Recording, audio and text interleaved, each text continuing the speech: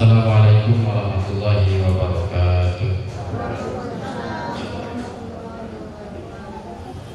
Bismillah, alhamdulillah, wassalatu wassalamu ala rasulillah, la hawla wa la quwata illa billah. Rabbi shrah li sadri wa yassir li amri wahlul 'uqdatam min lisani yafqahu qawli. Allahumma ij'alna mimman yastami'una al-qawla wa yattabi'una ahsana wa ba'du. Yang kita takdimi bersama, yang kita hormati bersama, yang kita tunggu-tunggu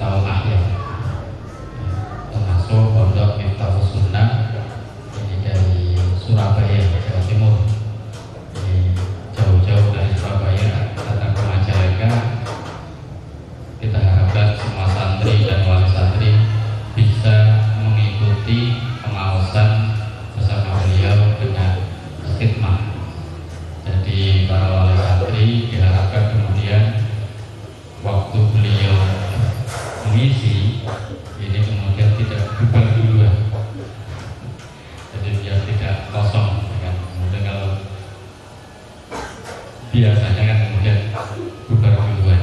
Jadi harapannya kemudian semuanya bisa mengikuti pengawasan bersama beliau. Ya, jadi kita tidak perlu pengen ngaji itu tidak perlu ke Surabaya, tapi beliaunya sudah datang, tinggal kita mengikuti pengawasan yang beliau sampaikan. Alhamdulillah kemudian memang sudah kita panitia sudah soal ke beliau dan beliau menyanggupi untuk bisa hadir insyaallah. Para bapak, para ibu yang saya hormati, seperti biasa kami atas nama pengurus memberikan bekal-bekal kepada para santri maupun wali santri selama masa liburan anak. Selalu kami ingatkan para santri untuk kemudian bisa berlatih bermasyarakat. Nah ini harus disupport juga dengan wali santri. Para bapak, para ibu harus juga selalu mengingatkan agar putranya ini juga ikut bermasyarakat. Ya, jadi biar anak kemudian tidak kaku, karena sering saya sampaikan kehidupan kalian itu yang nanti di masyarakat, bukan di pondok. Di pondok itu kemudian hanya nyari bekal. Kalau sudah dapat bekalnya, ya maka gunakan bekal itu di kehidupan yang nyata. Nah, kalau tidak kemudian dilatih dari sekarang, ya, maka ini kemudian akan kaku. Tentu dengan tetap menjaga etika, adab dan akhlak pergaulan.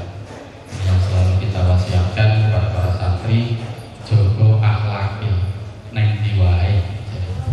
Ini kalau kata guru kami, ya siapa Nabi atau itu selalu berpesan kepada para santrinya setiap menjelang liburan seperti ini, jaga akhlaknya dimanapun kalian berada. Jangan lepas sarung dan pecinya, karena itu harga termahal dari pesantren, dari santri. Harga diri pesantren adalah ya peci dan sarungnya. Kalau peci dan sarung sudah mulai ditanggalkan, ya sudah, ya siarnya kemudian mulai berkurang. Nah, ini. Maka sering saya sampaikan kepada para santri, harus beda yang mondok dengan yang tidak mondok, harus beda yang beramal dengan yang tidak beramal. Itu. Maka penyakitnya santri kadang malah minder dan mengikuti temannya yang tidak mondok. Ini penyakitnya kita. Maka kadang saya gedor mereka yang pede sih, kita yang ngaji, kita yang ngaji, kemudian yang harus lebih pede daripada mereka.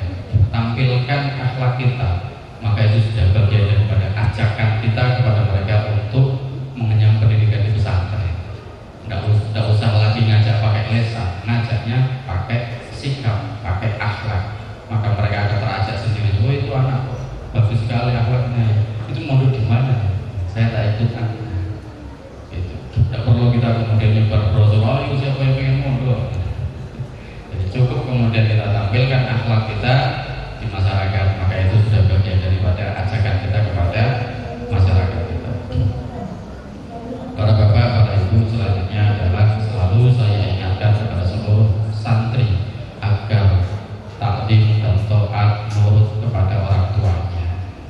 Itu selalu kita ingatkan. Kalau kalian bisa takdim dan taat kepada guru, maka orang tua juga harus bisa. Tanpa orang tua kalian tidak jadi pondok, tidak bisa takdim kepada guru. Karena orang tua lah yang mengarahkan kita ke pondok. Ini yang sudah kita sampaikan. Orang tua kita tidak mondok, kita mondok. Maka kemudian yang sukses orang tua kita. Itu suksesnya kita yang sedang mondok, ya nanti kalau punya anak bisa enggak mengarahkan anak kita gitu. Nah, maka memang makanya perlu kemudian kerjasama dari 3 komponen, santri sebagai pelajar, guru sebagai pengajar, orang tua sebagai suplai dari proses pengajaran. Maka 3 komponen ini harus kompak ya. Ketika kemudian anak fokus kepada satu pembelajaran, orang tua juga kemudian mensupport, guru juga mensupport, maka sukseslah yang akan diraih.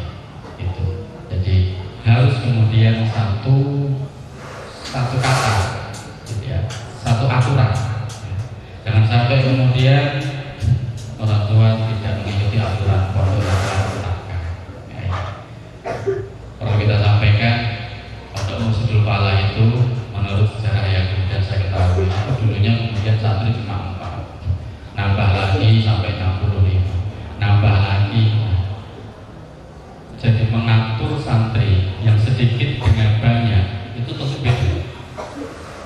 yang banyak dengan yang banyak sekali beda lagi ya. Yang banyak sekali dengan yang banyak banget, nah itu sudah beda lagi. Jadi kemudian maka harus disepakati dalam sebuah aturan yang ada gitu ya. Maka ketaatan wali santri terhadap aturan yang ada itu jalan menuju sukses seorang anak. Maka pernah disampaikan oleh guru kami, gurune anak ya gurune wong tua juga ya. Gurunya seorang anak itu harus menjadi gurunya orang tuanya juga gitu. Kalau kemudian kita ini punya anak terus kemudian anak belajar sama gurunya, maka kita harus menganggap gurunya anak sebagai guru kita juga. Nah, itu yang kemudian diwasiatkan oleh para masyayikh kami, sehingga totalitas menyerahkan seperti yang kemudian pernah disampaikan oleh Abah, bukan menitipkan tapi menyerahkan ya. Jadi aturan apapun, mau pahit, mau manis, mau sesuai, mau tidak sesuai, maka kita turunkan ego kita untuk kemudian ikut aturan dari pondok yang ada. Pak, insya Allah aturan dari pondok tidak sampai melanggar syariat, justru malah kemudian selaras dengan syariat yang ada. Para bapak, para ibu yang saya hormati, seperti yang tadi kemudian kita sampaikan ya, pada para santri. Jadi sudah dari tanggal 1 Ramadan sampai ini tanggal 23. Itu kemudian selama kegiatan pesantren, selama Ramadan di pesantren, itu kemudian seluruh kegiatannya adalah ngaos gitu. Jadi untuk sekolahnya dipending. Jadi seluruh dari bangun tidur, sampai tidur lagi, itu kemudian kegiatannya ngaos semuanya. Pada jamaah subuh kemudian langsung ngaos dengan dengan Kim juga, terus kemudian dilanjut sampai duhur sholat jamaah, ada yang ngaos Quran putri, kemudian ada yang ngaos yang lainnya, nanti kemudian sampai asar kemudian masih sampai jam 4 ya. Nah baru kemudian istirahat karena untuk persiapan buka. Setelah buka kemudian runtut terus itu sampai jam 11 malam atau bahkan sampai ada yang jam 12 malam baru selesai. Jadi malam-malam Ramadan itu semua santri semuanya kegiatannya positif gitu ya, semuanya ngaji, semuanya ibadah gitu ya. Maka Masya Allah kita beruntung punya anak-anak yang kemudian betah di pesantren. Maka ini harus juga kita syukuri. Bagaimana keadaannya kalau mereka kemudian di rumah ya, dari awal Ramadan sudah di rumah. Nah ini kita yang kerepotan ya. Nah, maka tapi mau tidak mau namanya ngaos, namanya belajar ya butuh istirahat. Maka kemudian kita adakan libur ini dalam rangka untuk kemudian istirahat para santri dalam proses pembelajaran. Namun tetap selalu kita titipkan kepada mereka agar satu, tidak meninggalkan atau mengabaikan kewajiban fardunya, yaitu sholat fardu, terus kemudian sholat taraweh ya, itu, dan juga derasnya. Kalau kemudian di rumah tidak bisa ngaji kitab, maka kemudian diisi dengan derasnya. Nah ini sudah kita sampaikan, tinggal kemudian pengawalan dari orang tua ya. Monggo diingatkan anak-anak untuk kemudian melanjutkan aktivitas yang telah dilaksanakan di pesantrennya gitu ya. Selanjutnya harus tetap kita ingatkan bahwa saya memohon kepada wali santri untuk terus mengawasi kegiatan putra-putranya dalam menggunakan HP. Ini perlu kita sampaikan ya. Jadi penggunaan HP yang kemudian tidak sepengetahuan orang tua ini bisa merugikan orang tua ya, karena bagaimanapun juga kemudian pernah saya sampaikan, HP itu kalau kemudian sampai anak itu punya ya, pegang sendiri, nah, maka HP itu sebagai wadah dia untuk menyimpan segalanya itu ya, baik yang positif maupun negatif ya. Ini. Kalau sampai orang tua tidak ngecek isinya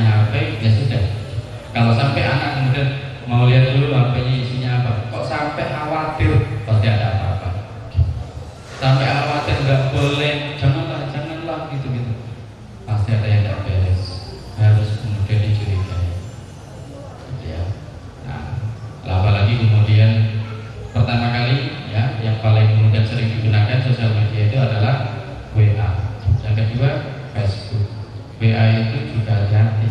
Ini ada pasalnya, ya, ada undang-undangnya.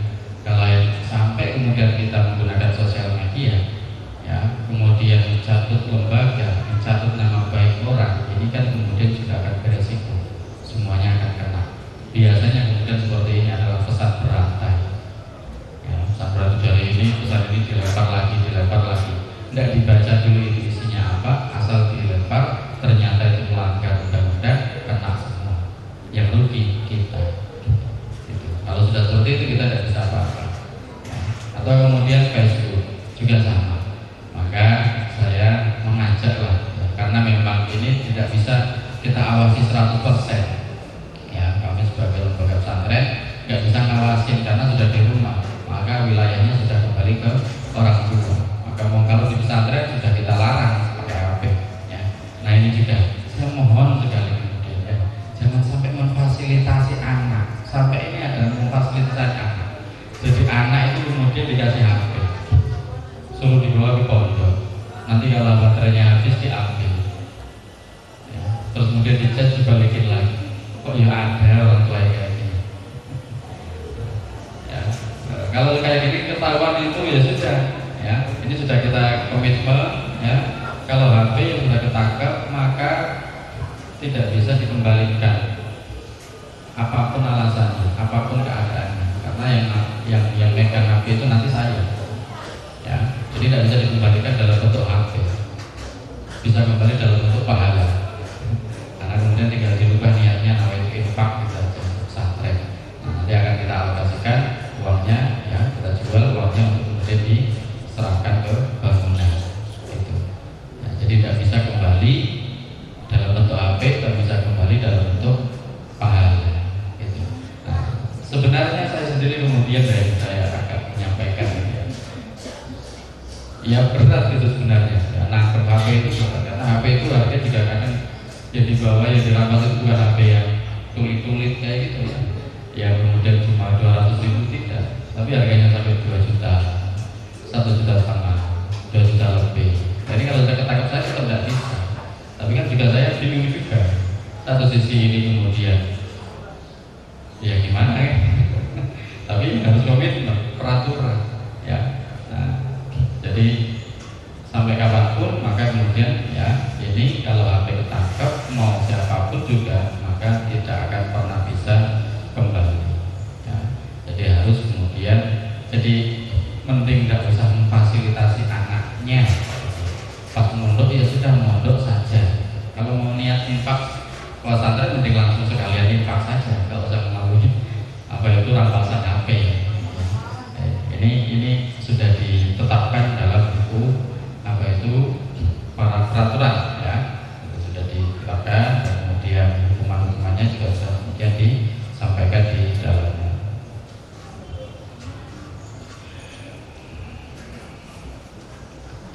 Terus kemudian ya seperti juga yang sudah kita sampaikan, jadi selama liburan tidak kita bolehkan, atau berarti kalau sampai melaksanakan atau melakukan berarti melanggar aturan pondok, melakukan atau mengadakan perkumpulan atas nama apapun yang di situ ada percampuran santri putra dan santri putri.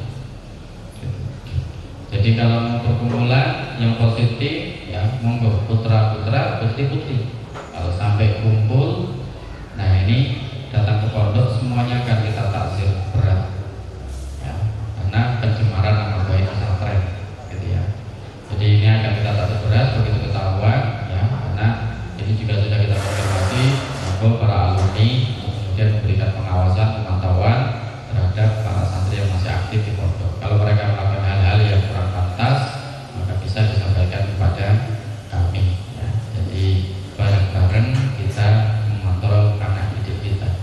Karena liburan itu butuh, satu sisi butuh, tapi juga kemudian juga harus hati-hati. Kalau tidak hati-hati, ya sudah. Selama di pondok, ya kelakuannya baik, begitu pulang rumah, kurang kontrol, kurang pengawasan, ambiar lagi. Jadi kalau sudah seperti ini, mau berangkat pondok lagi, berat. Berat karena dari tadi, ya kenakalan-kenakalannya sudah semakin banyak lagi. Maka kemudian monggo diawasi, ya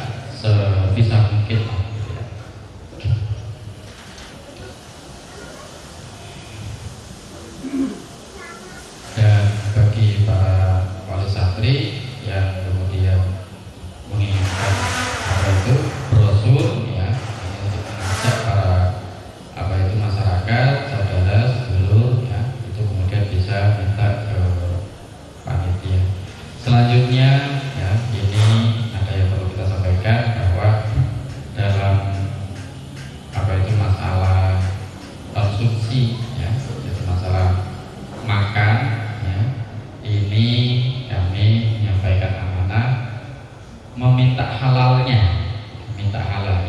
manakala kemudian umpama anaknya gitu ya, jadi harusnya makan malah nggak makan atau malah pulang ya, tapi kan bayaran tetap ya.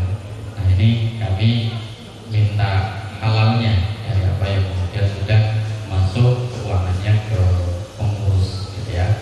Jadi istilahnya kemudian atau harusnya makan jatahnya satu piring tapi anaknya makannya sedikit ya, banyak jajannya ya, berarti kan jatahnya nggak diambil, maksudnya seperti itu ya. Dari jatah-jatah yang tidak diambil ini kami minta halalnya gitu ya, dari apa yang kemudian sudah disampaikan ke pengurus ya, keuangan yang sudah disampaikan ke pengurus.